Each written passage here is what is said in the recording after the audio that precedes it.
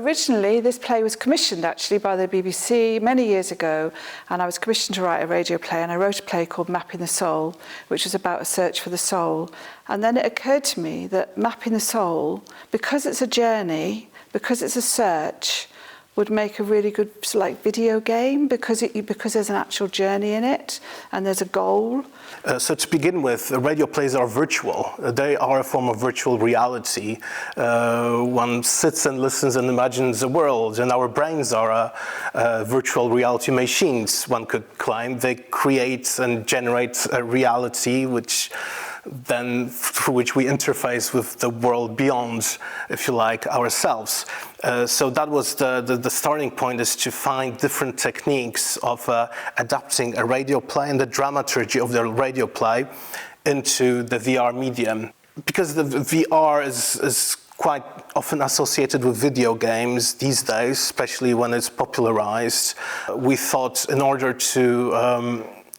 to enhance participation and interactivity, we could use some video gaming techniques. So I think one of the most popular genres is zombie games, because it's so effective, because in VR you can get the sense of flight or fight, you get vertigos, it's very easy to scare people in VR. Whilst what we tried to do is to use a slightly different content, which would be a serious play, a serious drama.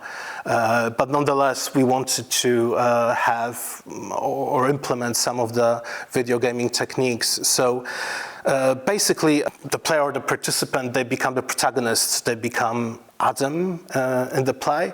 Basically, the plot is Adam is a geneticist, and he's just completed the genome. He's written the genome. He knows everything there is to know about the DNA of the human. And what he's proved in doing all this is that there is no DNA for the soul. He's proved that there is no soul, and he's really pleased with himself. And he phones his wife Eve and says, I've cracked it, I've written the genome book, and there is no DNA for the soul, sorted. And then he leaves his lab, and as he leaves his lab, he goes to what he thinks is a car park, and he ends up in a wilderness, and he's completely lost in this mist. And as he travels through different levels, different things happen to him which mirror the sort of where he is in the brain. At the same time, there's an 18th century anatomist hall, and an anatomist is doing a brain dissection of a corpse, which was very common in the 18th century because they believed that the soul was in the pineal gland, and that if they got there quick enough, they could see it. So he's doing a brain dissection, trying to get to the pineal gland before the pineal gland shrinks. So these two stories intercut as we journey through the different conversations about the soul. And because the soul, all the stuff that I'd written for the soul was sung by an opera singer, we talked about that, and then we decided to make it into a gamified, immersive opera in virtual reality. Adam, or the player, can travel through the world, and then they can trigger different bits of narrative by performing certain tasks. Some of them can be quite simple, like helping out during an autopsy by handing over instruments to the anatomists, or finding certain objects, or perhaps solving certain puzzles to move the narrative forward. So it's just a way of engaging the player more within the world of the narrative.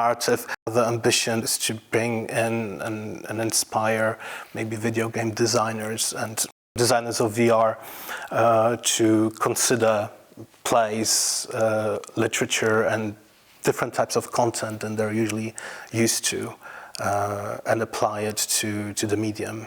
And so it'll be on a public platform and available to anybody that wants to sort of experience a search for the soul, and the sort of games that are alongside it as well, and the landscapes that it visits and all of that. So I think the idea is that it will make this sort of drama much more accessible. I mean, I think audio does that anyway when you listen to a play. So this is a step on from listening to an audio drama, really.